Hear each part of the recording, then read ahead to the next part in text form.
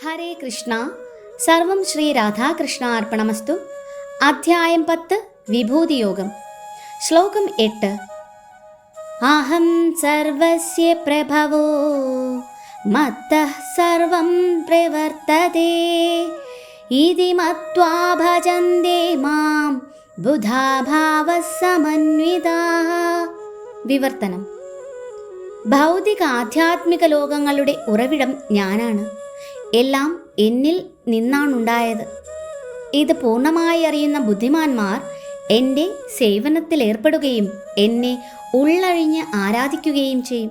ഭാവാർത്ഥം: വേദങ്ങൾ പഠിക്കുകയും ശ്രീകൃഷ്ണ ചൈതന്യ മഹാപ്രഭുവെ പോലുള്ള പ്രാമാണികരിൽ നിന്ന് അറിവ് നേടുകയും ആ ഉപദേശങ്ങൾ ഉപയോഗപ്പെടുത്തേണ്ടതെങ്ങനെയെന്ന് മനസ്സിലാക്കുകയും ചെയ്ത ഒരാൾക്ക് ഭൗതിക ആധ്യാത്മിക ലോകങ്ങളിലുള്ള എല്ലാറ്റിൻ്റെയും തുടക്കം കൃഷ്ണനാണെന്ന് ബോധ്യപ്പെടും. ഇത് പൂർണ്ണമായി അറിയാവുന്നതുകൊണ്ട് അയാൾ ഭക്തിയുത ഭഗവത് സേവനത്തിൽ ഉറച്ചു നിൽക്കുന്നു.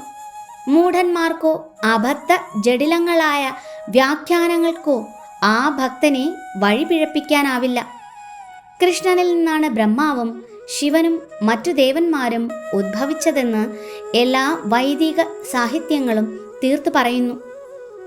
അഥർവവേദത്തിൽ ഉൾപ്പെട്ട ഗോപാലതാപന്യുപനിഷത്തിൽ 1:24 ഇങ്ങനെ പറയുന്നുണ്ട്: യോ ബ്രാഹ്മണം വിദധാതി പൂർവം യോ വൈ വേദാംശ്ച ഗാപയതി സ്മ കൃഷ്ണഃ. ആദ്യമായി ബ്രഹ്മാവിന് വേദജ്ഞാനം ഉപദേശിച്ചതും അതിനെ പിൽക്കാലത്ത് പ്രചരിപ്പിച്ചതും കൃഷ്ണൻ തന്നെ. അധ പുരുഷോഹ വൈ നാരായണോ കാമയത പ്രജാഃ സൃജേതി. പിന്നെ പരമപുരുഷനായ നാരായണൻ ജീവസത്തകളെ സൃഷ്ടിക്കാൻ ആഗ്രഹിച്ചു എന്ന് നാരായണോപനിഷത്ത് 1.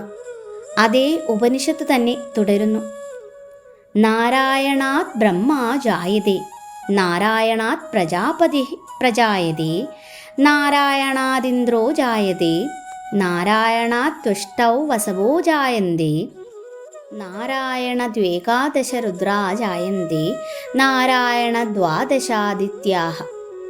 നാരായണനിൽ നിന്ന് ബ്രഹ്മാവ് ജനിച്ചു. നാരായണനിൽ നിന്ന് പ്രജാപതികളും ജനിച്ചു. നാരായണനിൽ നിന്ന് ഇന്ദ്രൻ ജനിച്ചു. നാരായണനിൽ നിന്ന് 8 വസുക്കൾ ജനിച്ചു. നാരായണനിൽ നിന്ന് 11 രുദ്രന്മാർ ജനിച്ചു.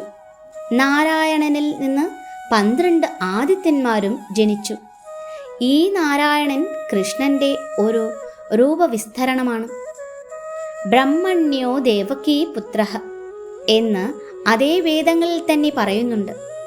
ദേവകീപുത്രനായ കൃഷ്ണനാണ് പരമപുരുഷൻ. നാരായണോപനിഷത്ത് 4, മഹോപനിഷത്ത് 1 പ്രസ്താവിക്കുന്നത് ഇങ്ങനെയാണ്: ഏകോ വൈ നാരായണാസീന ബ്രഹ്മ ന ഈശാനോ നാപോ നാഗ്നിസ മൗനീമേ ദ്യാവാ പൃഥിവീന നക്ഷത്രാണി ന സൂര്യഃ എന്നാണ്. സൃഷ്ടിയുടെ ആരംഭത്തിൽ പരമപുരുഷനായ നാരായണൻ മാത്രമേ ഉണ്ടായിരുന്നുള്ളൂ. ബ്രഹ്മാവില്ല, ശിവനില്ല, അഗ്നിയോ ചന്ദ്രനോ ആകാശമോ ഭൂമിയോ നക്ഷത്രങ്ങളോ സൂര്യനോ അന്നില്ല. ഭഗവാന്റെ നെറ്റിയിൽ നിന്നാണ് ശിവന്റെ ഉത്പത്തി എന്ന് അതിൽ തന്നെ പറയുന്നു. ബ്രഹ്മശിവാദികളുടെ സൃഷ്ടാവായ ഭഗവാനെ തന്നെയാണ് ആരാധിക്കേണ്ടത് എന്നാണ് വേദസിദ്ധാന്തം.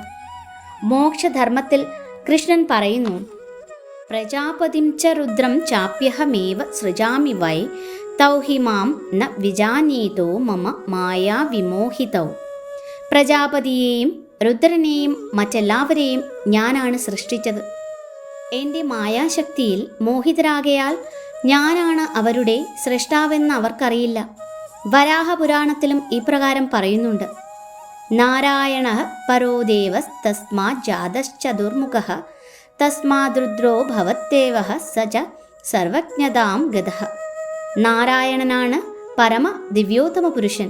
അദ്ദേഹത്തിൽ നിന്ന് ബ്രഹ്മാവും ബ്രഹ്മാവിൽ നിന്ന് രുദ്രനും ജനിച്ചു. കൃഷ്ണ ഭഗവാനാണ് എല്ലാ തലമുറകളുടെയും ഉദ്ഭവസ്ഥാനം. അദ്ദേഹം എല്ലാറ്റിനും കാരണഭൂതൻ എന്നറിയപ്പെടുന്നു. കൃഷ്ണൻ പറയുന്നു: എല്ലാം എന്നിൽ നിന്ന് ജനിക്കുകയാൽ ഞാൻ എല്ലാറ്റിൻ്റെയും പ്രഭവസ്ഥാനമാണ്. എല്ലാം എനിക്കധീനമാണ്. എനിക്കുപരിയായി ആരുമില്ല. കൃഷ്ണനൊഴിച്ച് മറ്റാരും പരമ നിയന്താവല്ല.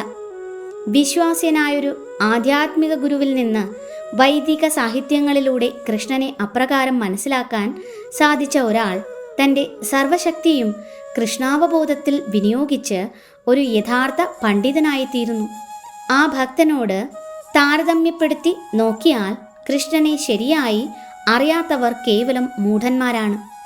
ഒരു വിഡ്ഢി മാത്രമേ കൃഷ്ണനെ സാധാരണ മനുഷ്യനായി കരുതൂ. ഭഗവത്ഗീതയുടെ ആധികാരികങ്ങളല്ലാത്ത ഭാഷ്യങ്ങളെയും വ്യാഖ്യാനങ്ങളെയുമെല്ലാം കൃഷ്ണാവബോധമുള്ളവർ തള്ളിക്കളയണം. അവർ വിഡ്ഢികളാൽ ഭ്രമിക്കപ്പെടാതെ നിശ്ചയദാർഢ്യത്തോടെ കൃഷ്ണാവബോധത്തിൽ മുഴുകണം. ഹരേ കൃഷ്ണ.